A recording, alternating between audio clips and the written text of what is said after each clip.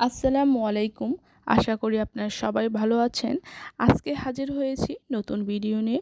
গরুর বিরিয়ানি আমরা কে না পছন্দ করি, তাও যদি হয় খুব কম খরচে এবং সেরা স্বাদে, তাহলে আমরা সবাই এটা খেতে পছন্দ করি। চলুন দেখে আসি কিভাবে তৈরি করবেন এই মজাদার রেসিপি। এর জন্য আমি প্রথমে একটা প্যানের মধ্যে তেল গরম করে নিচ্ছি। আমি এখানে গোল গোল করে আলু কেটে নিয়েছি এবং আলুর মধ্যে লবণ মাখিয়ে নিচ্ছি এবং এটা আমি খুব ভালো করে ভেজে নিব, লাল লাল করে। দেখতেই পাচ্ছেন আমার আলু ভাজা শেষ। এখন আমি এটা রেখে দেব। অবশিষ্ট তেলের মধ্যে আমি দিয়ে দিচ্ছি 1 কাপ পেঁয়াজ কুচি। পেঁয়াজটা যখন লাল লাল হয়ে যাবে তখন আমি এর মধ্যে দিয়ে দিব গরুর মাংস। এখানে আমার গরুর মাংস পরিমাণ হলো 1.5 কেজি।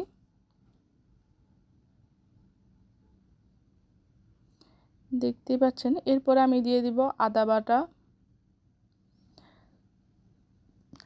কাঁচামরিচ, স্বাদ মতন লবণ এবং দিয়ে দিব গরম মশলা।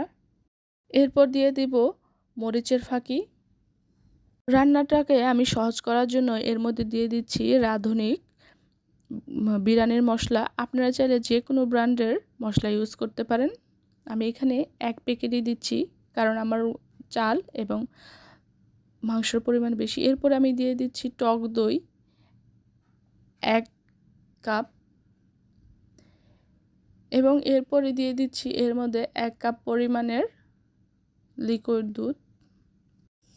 দুধ দেওয়ার ফলে এর স্বাদটা খুবই সুস্বাদু হবে এবং ক্রিমি হবে।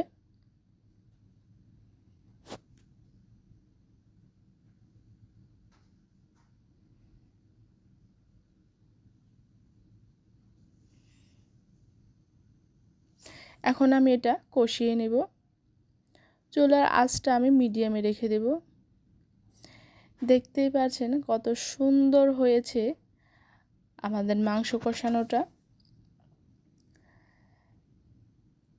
এখন এর উপর দিয়ে তেল ছেড়ে এসেছে, তার মানে বুঝতে হবে আমাদের এইটা রেডি হয়ে গেছে। এখন এটা আমি সাইডে রেখে দেব। এরপর একটা বড় পাতিলা নিয়ে নিয়েছি।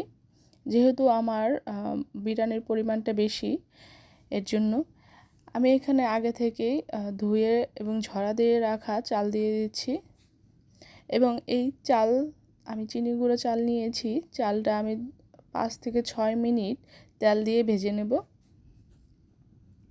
আপনার বিরিয়ানির পরিমাণ যদি কম হয় তাহলে আপনারা চাইলে 1 পাতিলের মধ্যেই করতে পারেন। এখন আমি এটা ভালো করে ভেজে নেব। এখন আমি এর মধ্যে দিয়ে দেব গাজর কুচি। দেখতেই পাচ্ছেন এটা এখন ভাজা ভাজা হয়ে গেছে। দেখতেই পাচ্ছেন কতটা ঝরঝরে হয়েছে। এখন আমি আগে থেকেই কষিয়ে রাখা মাংস দিয়ে দিচ্ছি। দেখতেই পাচ্ছেন মাংসের কালারটা কত সুন্দর হয়েছে। দিয়ে আমি এখন ভালো করে নেড়ে দিয়ে দেব।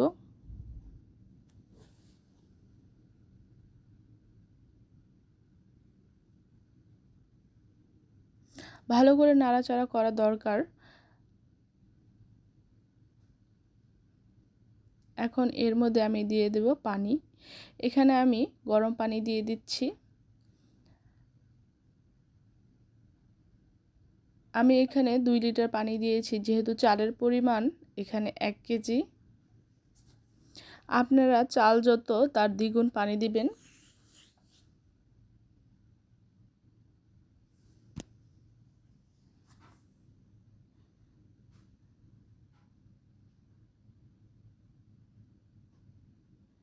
এখন এটা আমি হালকা আঁচের মধ্যে রেখে দেব। চুলার আঁচটা অনেক বেশি বাড়ানো যাবে না, এটা মিডিয়াম রাখতে হবে, না হলে পানি শুকিয়ে যাবে, চাল সিদ্ধ হবে না। এরপরও আমি দিয়ে দিচ্ছি 1 কাপ দুধ। আপনারা চাইলে এটা স্কিপও করতে পারেন, কিন্তু আমি এটা দিয়ে দিয়েছি।